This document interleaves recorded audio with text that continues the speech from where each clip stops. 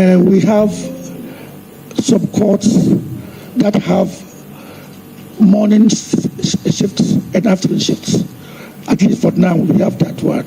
And we have some courts that sit over the weekends. So it is now left to us to, so we can say we have a 16-hour economy. It's now left with time, maybe we will get to a 24-hour. I'm certain the president saw his ideas from us.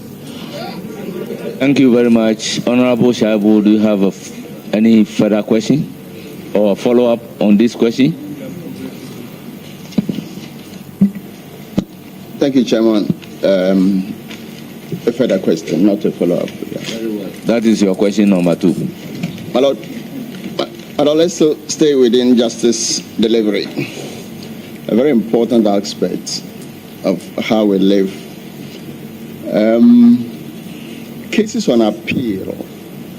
I mean, previously, if you're up country, Bolga, Wa, Tamale, you would have to travel to Accra for Court of Appeal cases. I note that there was a system in place that cases were heard in Ho, Kumasi, Tamale, and Cape Coast. This, for some time now, has not been working, or it has been suspended. Would you consider that Accra is not Ghana, and that many regions still will have to travel to Accra to the Court of Appeal? Would you consider reinstating and possibly expanding that service to all regions of this country? Thank you. Thank you, Mr. Chairman. I think with all due respect to the questioner, I think the question is not factually correct. Yes, we used to have Court of Appeal sitting in certain regional capitals that are not, where we don't have them now. But it is not true that all the other regions have been suspended. No. Now we have a Court of Appeal in Accra, as usual. We have a Court of Appeal in Kumasi, where we have accommodation, so they are residents there. The judges, there are 10 judges of the Court of Appeal who are in Kumasi, resident there, dealing with cases in the Ashanti region, Brong-Ahafo, and the north. We have 5 dedicated Court of Appeal judges for Eastern and Volta regions. I mean dedicated in the sense that they are assigned to only the Court of cases from Eastern and Volta regions. So the Court of Appeal sits in Koforidia. Then a Court of Appeal sits in Sekondi to take care of Central and Western regions, and then the Western North. So we have at least 4 courts of appeal. That is Accra, Kumasi, Koforidia, and Sekondi. These are the 4 places that we have our cases. But whilst because there's accommodation for the judges in Kumasi, they are resident there. The dedicated 5 for Eastern and Volta are living in Accra, but they go to Koforidia 1 week in a month. 1 week in a month. They will go and sit there 1 week in a month. Then those who are for Sekondi also go to Sekondi and deal with cases 1 week in a month. Now, Tamale and the North are don't have resident judges there, but they are also served by the judges in Kumasi. But you see, because of distance and then even costs, any time the 5-member committee, judges, the panels goes to Kumasi, goes to Sekendi, the service spends 38,500 cedis or 40,000 cedis on them in terms of hotel accommodation, transportation, and all other logistics. Koforidia, if the 5-member go, is the same thing, around 40,000 cedis. But you see, going from here to Koforidia is so easy, even though it is risky and inconvenient, it is so short. The Kumasi people found it very difficult to go to Tamale, where they would meet the judges. So they were doing virtual hearing. The virtual hearing was started at the time of COVID, and we realized that it is a very good way of doing things. So Kumasi and the North were communicating only by virtual hearing. And then, but when I started acting, I realized that the virtual hearing was not very convenient because of the interconnectivity. There were breaks in transmission and other things. So I actually spoke to the Judicial Council. We went to see the Minister for Communications, that is Honorable Sam George. And now we have the interconnectivity is so good that even now we don't go to Sekendi again. We do virtual hearing of appeals for Sekendi. So now instead of incurring 40,000 cedis in a month, we do virtual hearing. So it is something that the lawyers are very, very happy about. For now, the judges stay in Accra, and then the parties meet in Koforidia. So even if the lawyers in the case are in Accra, they still have to go to Sekendi to take part in the virtual hearing. Now, what we are aiming at is a situation where we can have persons, for example, Kofodia and Ho. We are trying to get to a situation where lawyers will not go from Koforidia Ho to Koforidia, but they can also have a hearing whilst they are in Ho, so that the judges will be in Accra, the parties could be in one of the parties could be in Koforidia, another party will be in Ho, or Cape Coast lawyers can sit in Cape Coast and listen in and take part in it. That is a long-term project, but for now, the regional capitals are taken care of by way of virtual hearing.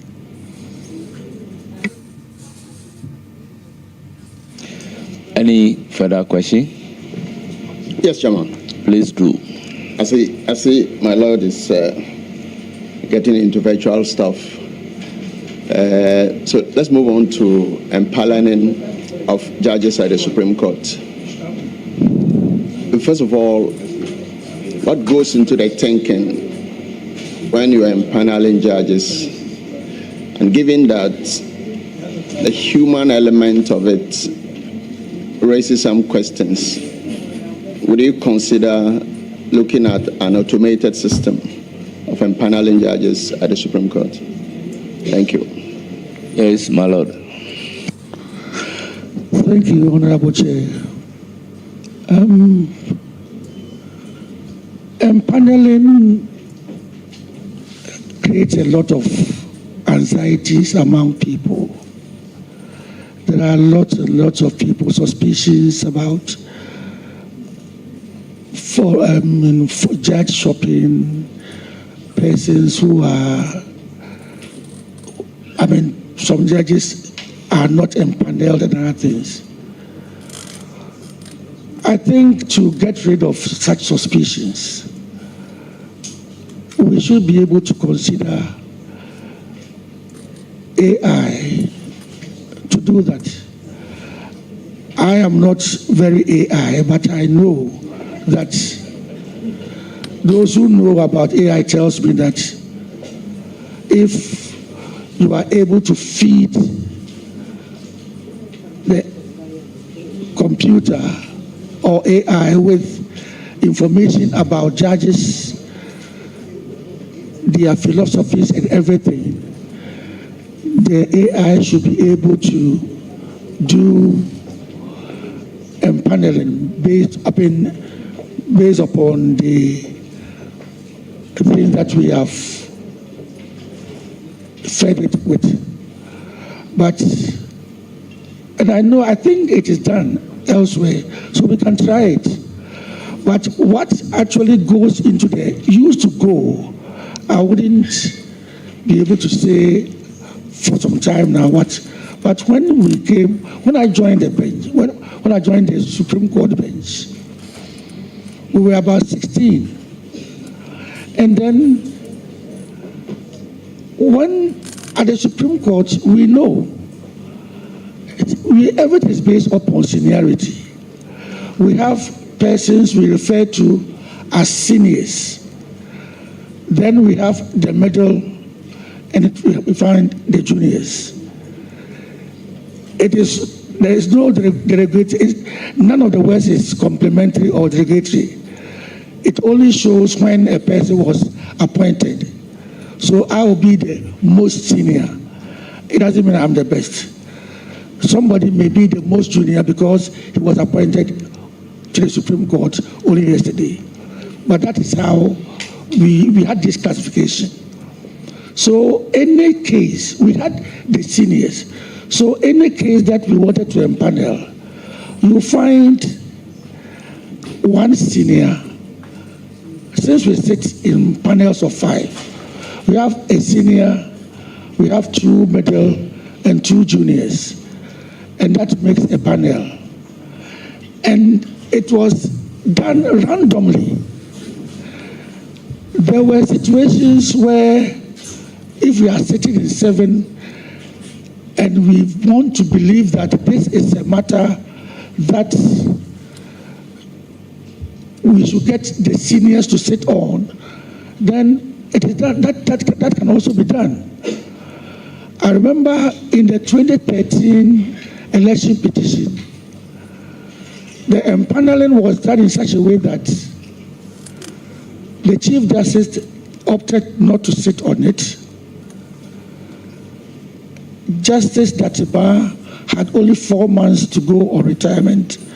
And since we were not too sure how long the whole trial was going to take, he opted out. Then it was number 1, number 2, number 3, number 2, up to number 9. So it wasn't like somebody had been handpicked from somewhere because of this particular reason or the other to do it. So empaneling is normally done randomly, or it follows certain patterns. But because of the anxiety it creates among people, the suspicions, or people feel it's not transparent, I think we should be able to consider AI empaneling. But in our part of the world where a person can decide not to sit just about 2 or 3 hours to time because the wife is being taken to the hospital or the father has just died, it means AI will find it difficult to replace such a person. Maybe AI should be told that, okay, instead of 5, set aside 6. So when somebody opts out, you can bring the 6th person in. So AI will be a very good thing for empaneling. Thank you very much. Yes, Honorable Shaibu, your very last question. Yeah, exceedingly grateful. Exceedingly grateful, Chairman. I see my Lord has veered into AI. Can we apply AI again or any other method? Backlog of cases and then delays.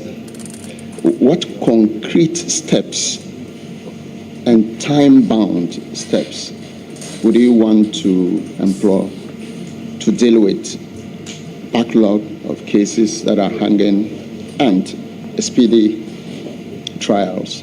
Thank you. Thank you, Honorable Chair.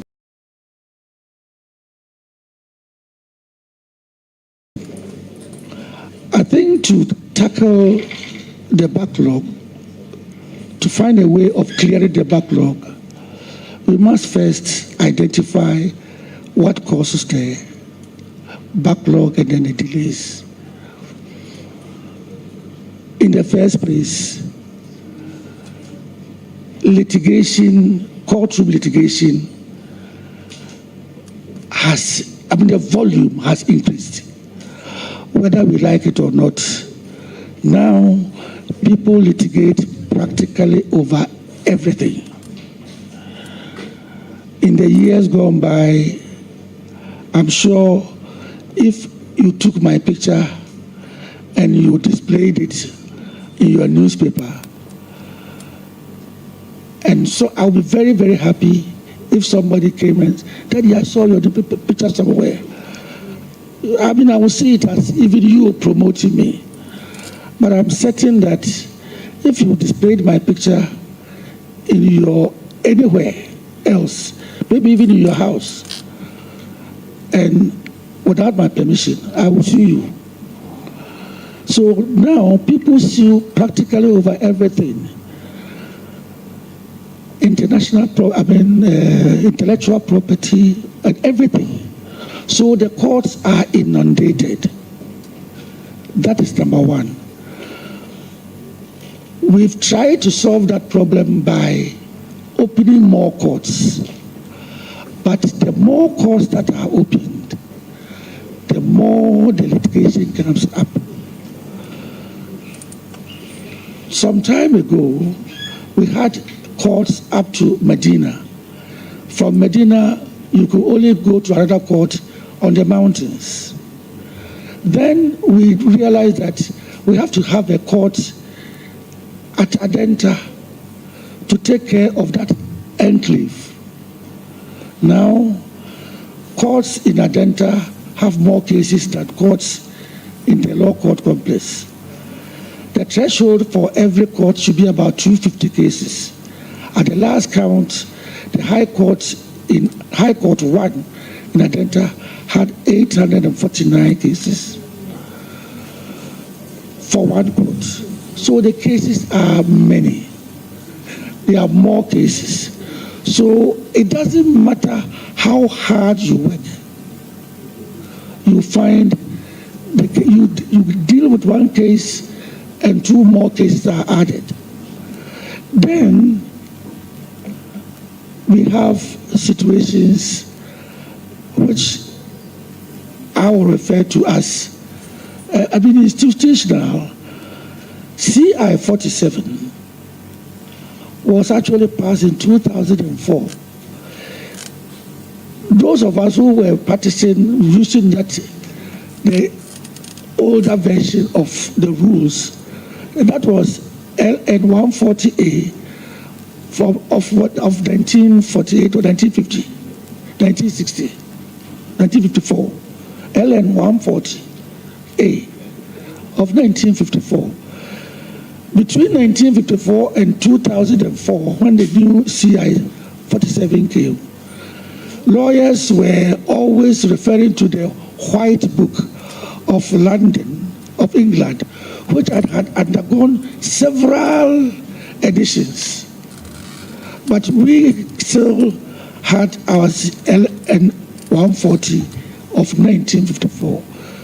By the time we had the CI in 2004, CI 47, it was already dead at birth. It was outmoded at birth. So we have rules in the CI 47 which make it impossible for us to move forward. In this day and age of electronic e-service and everything, we still say that when a person issues a writ, it has to be served within 8 days. Now we have the Electronic Act, which makes it possible for you to do a service electronically. But the rules insist that as far as the originating process is concerned, it has to be served personally. So in this day and age of when everybody fears for his security, we still have bailiffs going around serving processes. So if we improved the rules, we have situations where applications that are filed, applications are filed and they stall proceedings in the trial courts. All these things are catered for by the rules. So if we are able to review the rules, and that is one of the things that I intend to do, to engage the Rules Committee, the Attorney General's Department, the Attorney General, not the Attorney General's Department. I will be on his neck, and then I'm not going to kill him. I'm not going to kill him. I'll be on his neck, and then with the Rules Committee, so that we should be able to amend the rules to make it user-friendly, to take care of the technicalities so that trials can be sped up. As for the cases that are already tracking, lawyers play all kinds of games to have cases delayed. They play all kinds of games to have cases adjourned. I remember when I was appointed a Supreme Court judge, and we were attached to the American Supreme Court. They were surprised that we grant adjournments on the ground of somebody's wife. And because a lawyer says, my wife is being taken to the hospital. The judge asks us, are you a doctor? If when your wife is going to deliver, you are the doctor, you don't need to be there. You have to come to court. And that is their system. But here, sometimes you have somebody coming to say, my father has died. 3 years later, he's asking for adjournment, and his father has died. 4 years later, the same father has died. How many fathers you have, you cannot really tell. So we see there's a human element to this. But we are going to work on all these so that we can have a reduction in the backlog of cases. Thank you, Mr. Chairman. Thank you so much, my Lord, the Acting Chief Justice and the nominee before us. We have 6 more members to ask you questions. Therefore, we will plead that the brevity rules that apply to members would apply to you, mutatis mutandis. So I will call on Honorable Haji Aladi to ask you a question. Thank you, Chairman. Chairman, let me take the opportunity to congratulate my brother on his being nominated. From your narration, you have clearly stated that you've come a long way through so many governments, presidents, vice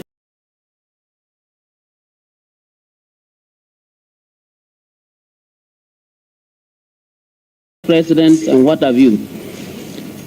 That is actually a basket full of a lot of experience, and your CV tells it all. However, although you are acting, you are now going to be the substantive, inshallah. My question is, as Chief Justice,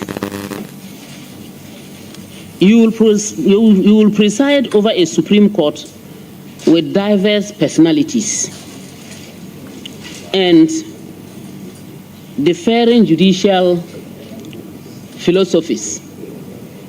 How will you foster collegiality and prevent personal disagreements from undermining the administration of justice? Thank you. Thank you, Honorable Chair. Well, Honorable Chair, by its nature, the Supreme Court is collegial. When we say collegial, we mean unlike let's say the State Court, the Circuit Court, and the High Court, we sit in colleges, we sit in panels of more than one. So, and then we take decisions together. There is no, every judgment that is delivered that you read about, even though it comes under the hand of one judge, you can be sure that it has been decided by the panel members. Unless there is a dissenting opinion, it is the opinion of the judges. So that is why we say it's collegial.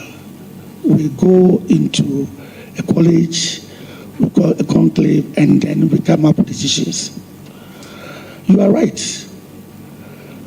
I come from Gozo. The person who is now the president of the court comes from Navrongo. We have somebody from Wa. I went to the best secondary school in Ghana, Koronguduma Secondary School. Somebody went to one of us went to a school which is no longer even in existence.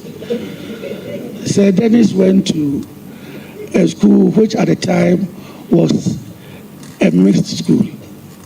Now it's a girls' school. Achumamai Secondary School has now become a Fiakobi girls' secondary school. So he doesn't even know whether he's an old student or... So... my Lord, he's still an old student. And the school is still in existence. And then there is this Wa man who went to school at Koforidia, the town of the flowers. You see, so you are right. We come from different backgrounds, different schools, different philosophies. Some of us, a couple of us, about 3 or 4 of us, started from 2 of us started from the magistracy. Her Ladyship, Avril Lovely Johnson, started from grade 2. Sergio Jabefe started from the Regional Tribunal. So both below the Circuit Court where I started. And then there were some of us who joined at the Court of Appeal, like Sir Dennis. Justice Puaman joined at the Supreme Court. Justice Lodi Kulendi joined at the Supreme Court. We have persons who have come from the academia, like Professor Mensa Bosu.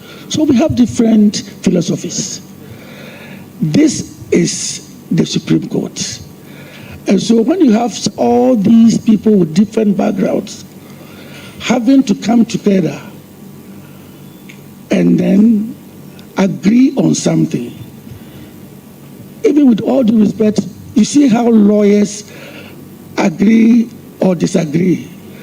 The little that we saw from the Honorable Deputy Speaker, Honorable Minority Leader, and Honorable Majority Leader, three very able lawyers agreeing or disagreeing on the rules, the standing orders. It shows that once we come from different backgrounds, we will have different approaches to things. It could be our strength, but it could be a weakness. As a Chief Justice, your ability to harness all these into something concrete, that is what leadership is about. That is what you should, if you are able to do this. And you should be able to discuss things formally and informally before things escalate. You should be able to do things. Even empaneling can create problems among you when somebody feels that this man is not being empaneled. I wasn't empaneled for close to 1 year, even though I was the number 2 after the Chief Justice. I wasn't empaneled. It can create problems. But as a leader, you should be able to manage all this. And then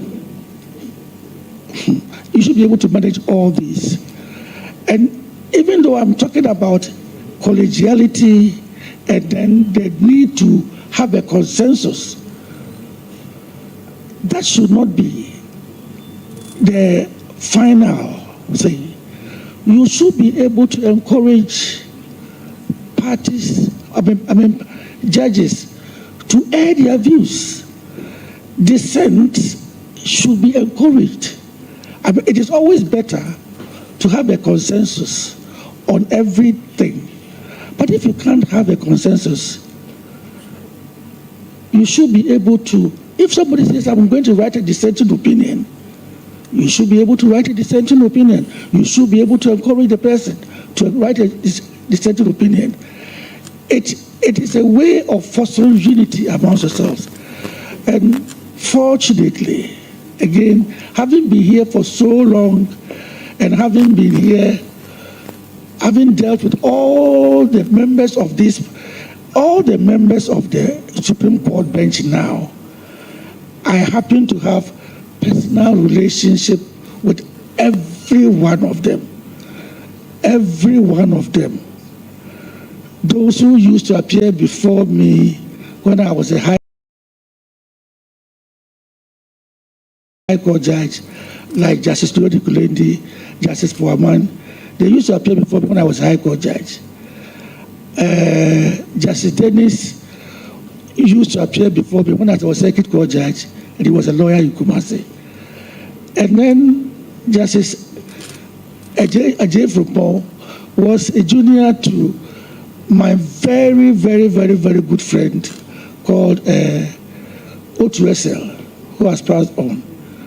So when I was even sitting as a High Court judge in Kumasi, he was appearing before me. So I have this relationship with all these judges that makes it easier for me to be able to bring them all together.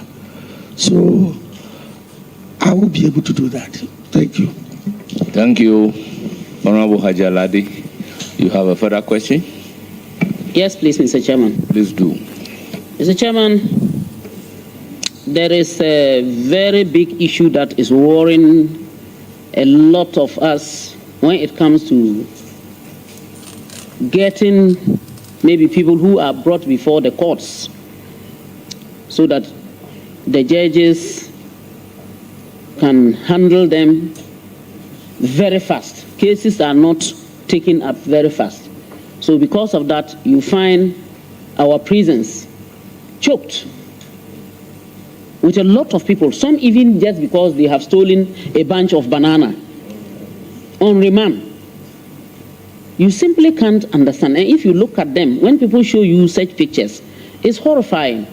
Will you consider ensuring that we have at least these community courts, the tribunals, working very seriously, and you applying the 24-hour economy as you have said earlier on, so that such people can be given community kind of punishment just to deter them, rather than pushing everybody to the prisons. Because recently, just 3 days ago,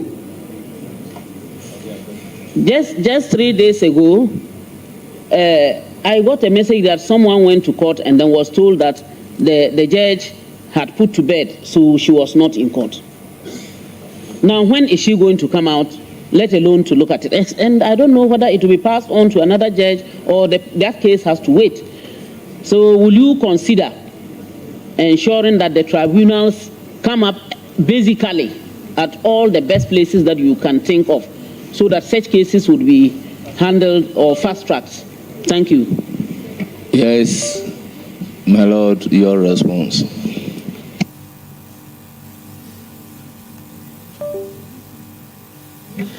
It looks like you are speaking the language of my wife. My wife has maybe engaged you to ask questions about the prison service. This is something that I know about, because as I said, I was a prison officer. And since my wife is also there, I know. For example, I am told that the inmate situation in some prisons was built, the capacity for some prisons is 851. As of today, there are 3,562.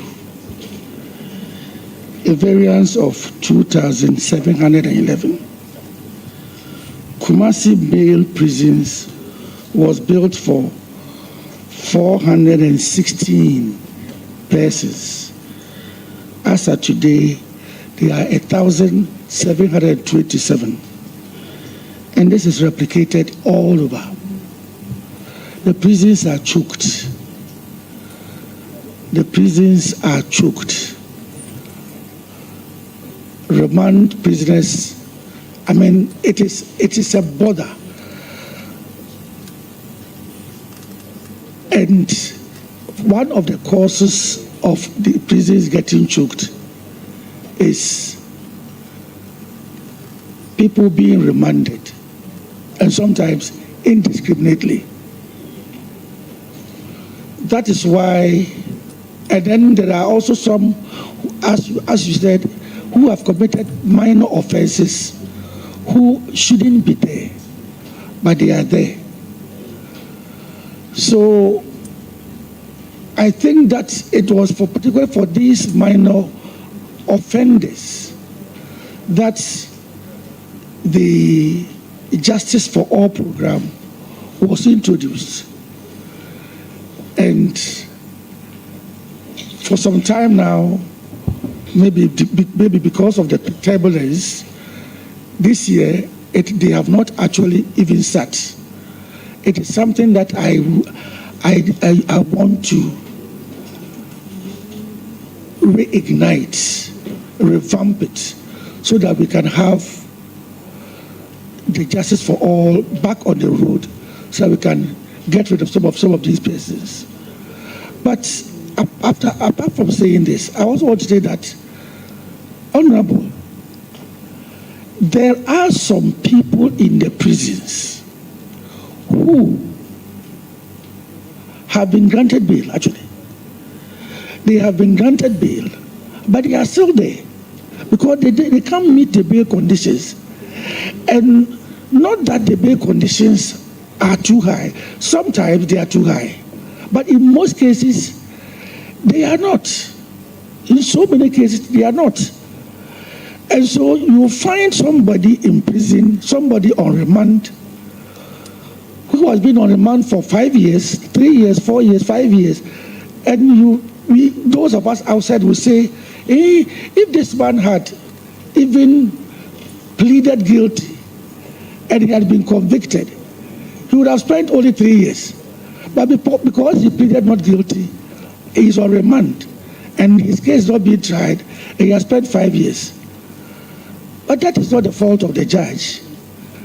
If you appear before the judge and you say you are not guilty, you are not guilty. The judge says you are released on bail. But there are some people, unless you say they should sign their own bail bond, they can't get anybody to come and bail them. Unless you release them on their own self-recognizance, they will not get anybody to come and bail them. I mean, there are some of them, and as a judge, we have conditions to grant bail. The main condition a judge looks at is, this man I'm releasing on bail, is he likely to come and stand trial? The person who is making efforts to run away because he has gone to see some foreign embassies to seek asylum, he's trying to run away already. The man has been granted bail once and he didn't appear. And so if a judge decides that, no, a person like that, I'm not going to grant you bail, it doesn't matter the offense that the person has committed. The judge may not grant bail. But even if the judge wants to grant bail, he will not give you bail on self-recognizance. So persons like that, they will not get people to stand surety for them, and they will be there. So while admitting that there are some people who shouldn't be there, there are also some people who are there because they have to be there. And honorable, we are always talking about a bunch of plantains, a crate of eggs. My mother is a Catholic, was a Catholic. I always tell this story. My mother was a Catholic. And you know, these old ladies, how when they said, in my time,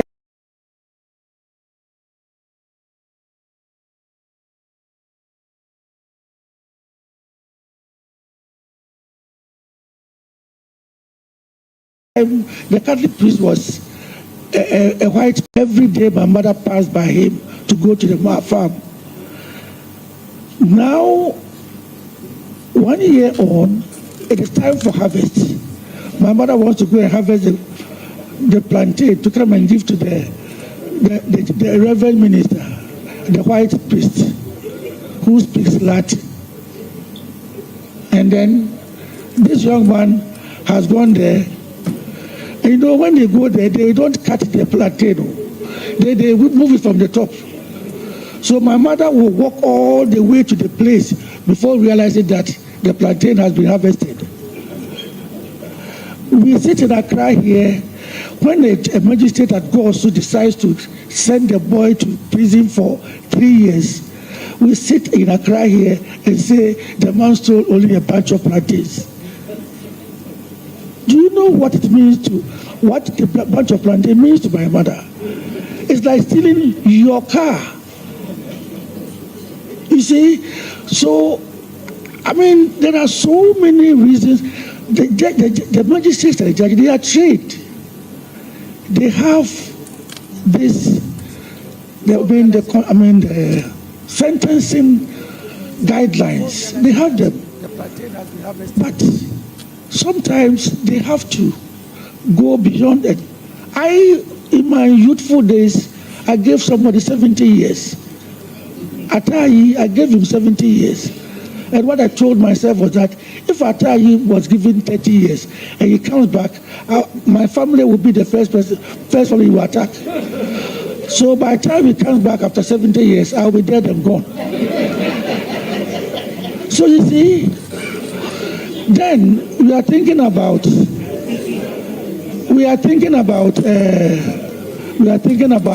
community service. Yes, there are some people who, if you give 3 years, 4 years, touch wood, if I am convicted and sentenced to 4 years in prison at Insawam, I may not eat prison food for even a day.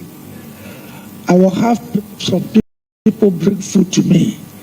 So if you want to make me feel the prison punishment, prison sentence, then maybe you should order me to go and do community service. Maybe around the place where I stole, or around the courts, that they'll see me, because punishments are not only for the person, the victim, or the person being punished, but to deter other people. So community sentences should be introduced, but that one is in your bosom. It's a law. That one will have to be taken up by you. Another way of decongesting the prisons is through the parole system. People should be able to go out on parole for exhibiting good conduct or whatever. So if the parole system is introduced, I'm certain we can reduce the numbers in the prisons considerably. But, parole system, you cannot do that without tackling the social welfare angle of the parole system. You have to beef up, because I know in some jurisdictions, when a parolee or a person who has been granted parole may not even be able to go beyond a certain distance because he has a tag that gives AI alarm to somebody. We don't even have these things here. So, Honorable, we are at it. We will play our part by reducing our pension for imprisoning people. We will curb that pension of giving long sentences. I'll talk to my people, because any long sentence person you send to my wife, I get a knock. You allow these people to come here, and they are disturbing me. So, Honorable, that is what we are going to do. Thank you. Thank you very much. Honorable Ladi, do you have a supplementary question, or you want to ask your last question? Thank you, Chairman. I want to ask my last question. Thank you very much. Proceed to ask your last question. Mr. Nominee, during your presentation, you mentioned places where we can find courts of appeal. Unfortunately, I sat really feeling very bad, because I would say I come from the northern sector. And I have continuously heard my people crying when they have any case that needs to go to the appeal courts. They would have to travel as far as to either Kumasi or Accra. I have listened to you carefully and heard you talk about infrastructure and the way monies have to be spent, which is quite a difficult one. Will you consider putting up at least one with all the amenities that are needed to take care of the 5 regions of the north, to ease problems of our people having to travel these distances? Yes. Honorable Chair, Honorable Chair, it is possible, it is feasible. We have done it before. We have done it before. You see, I know how sentimental people feel about such things. When I started acting, I got a letter from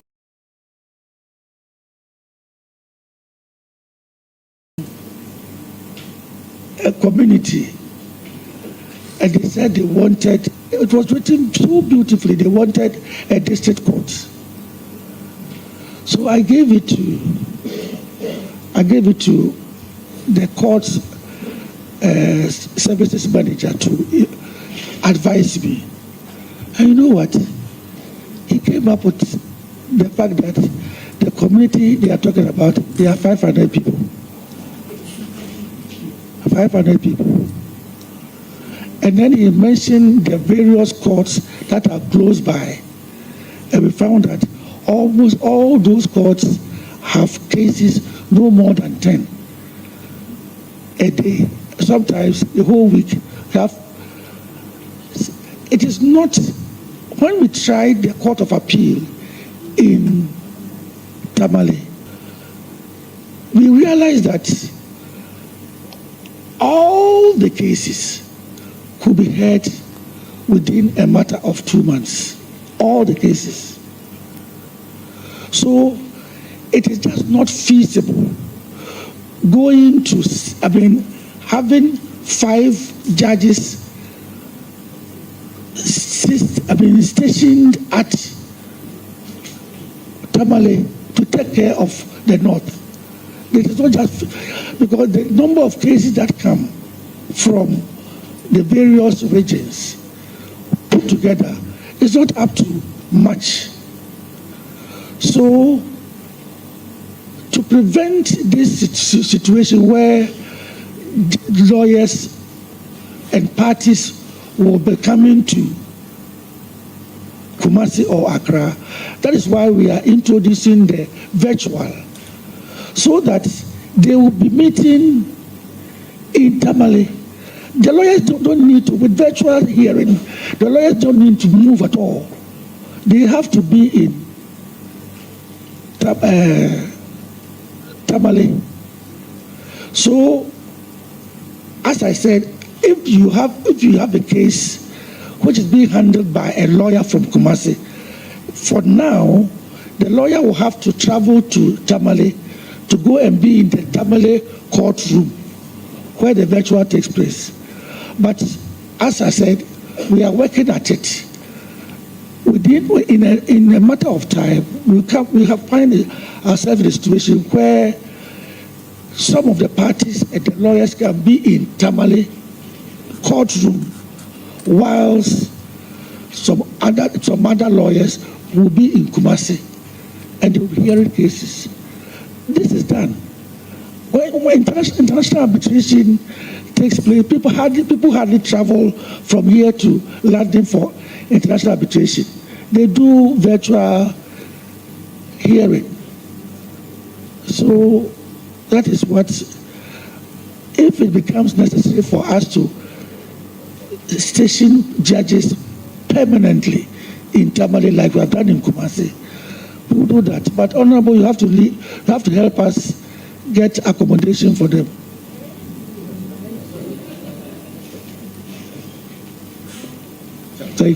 Thank you, Honorable Ade. You have exhausted your 3 questions. On this note, honorable members, our revered guests, it is in the interest of all of us to take 20 minutes health break. Well, Hajia, you have the floor for 1 second. Thank you very much, Chairman. So, my brother, I wish you all the best. When my colleagues were leaving, you would have heard them. It's normal of me to say, I wish you all the best. May the Almighty Allah guide and protect you. Thank you. So that you will be able to do your work as expected. Thank you. And to the best of your knowledge and to the development and progress of Ghana. Thank you very much, Honorable. Have a blessed job ahead of you. Thank you. Thank you so much. Thank you very much. We shall resume our seats exactly 10 minutes after 5 o'clock.